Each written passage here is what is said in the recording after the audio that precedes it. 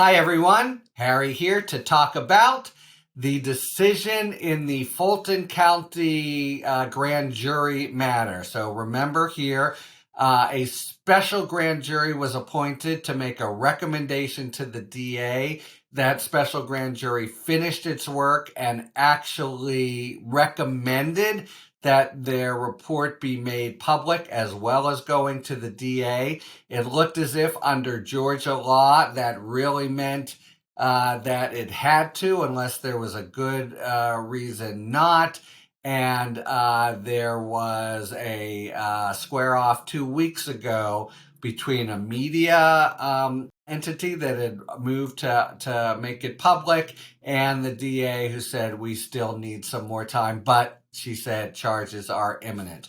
Okay, so the trial judge, who seemed pretty careful and thoughtful, took 2 weeks and issued it today. And he gives with one hand and takes away with the other. On the one hand, he basically says, you know, they did all their work fine. There's nothing untoward, and that means they've recommended it be published, so it's just got to be published. Except anything that bears the names of people who might be indicted or gives clues about that shouldn't be published, because he wasn't that clear about it. But if you read the opinion, what he's saying is the due process protections of Georgia Constitution overrule the basic scheme of publicizing the report. So yeah, we'll publicize the report, except any sections that give any of the information one would want. So what does that leave?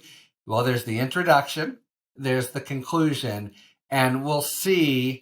Well, I'll get to whether this will come out Thursday or not, but when it does, I mean, it could be, 3 sentences and perfectly cryptic, or there might be a little bit there that gives the flavor, for example, that makes it clear that they've recommended indicting some people, maybe roughly how many, that sort of thing.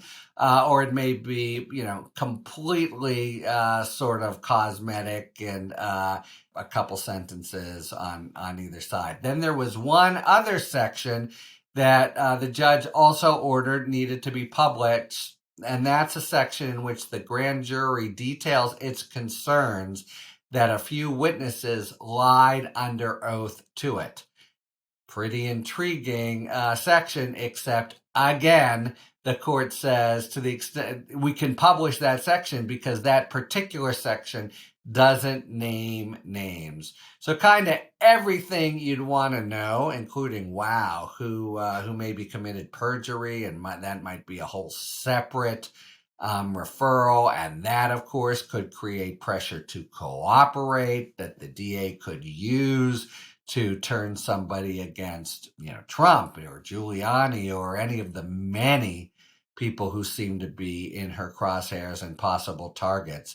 That would be really important stuff to know. But it seems like Thursday's going to be, in the legal term, close to a nothing burger. Maybe a couple scraps of meat and on a stale bun.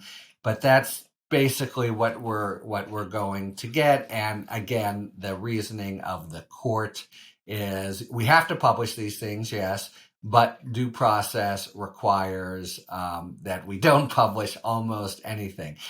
Interesting to me that the court used only Court of Appeals sites, not federal, even though it's due process clause is a federal proposition as well. So I think he's looking to keep it anchored to state law and have it go to, he had said before, I'll give you a few days if you want to appeal. I don't see Fani Willis appealing this. I assume the DA, that is, I assume there's basically nothing in there. The question is, will the media defendants appeal? And notice that he gave a couple days for her to appeal because maybe she would want to stop the publication of names. Since the ruling is essentially not to publish much of public interest, the media defendants could appeal right away, or they could wait a while to think about it, or they could just think we're not going to be able to make much headway in the Court of Appeal against this due process principle.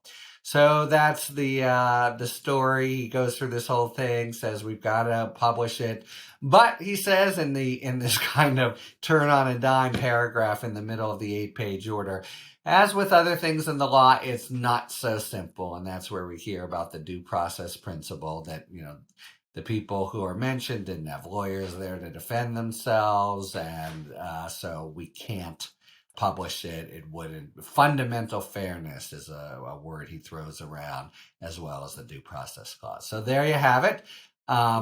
Something a little bit maybe to come on Thursday. I think it'll be an anticlimax. And everything remains still under seal. Now, though, things go back. The pressure returns to DA Fani Willis, who remember, said 2 weeks ago, our charges are imminent. And now the question is, how much can she sort of stretch out the concept of imminent? The drumbeat's going to be pretty strong, since the special grand jury is not slaking the thirst of the nation for what's going on. For her to bring the charges already. And that will entail having a different grand jury that will kind of hear in summary all the charges that were brought, having that grand jury make a decision, and then potentially returning an indictment, probably before Judge McBurney, if that's where it's returned. Okay, so there you have it. Really not so much. 2 weeks pass, and now the question again is, what is imminent? The events will be answering that question as things transpire and reveal themselves, probably in the next couple weeks. We'll be there to talk about them when they come, and until then, talk to you later. Thanks for tuning in. If you enjoyed this video and other Talking Feds content, please take a second to like and subscribe. Talk to you later.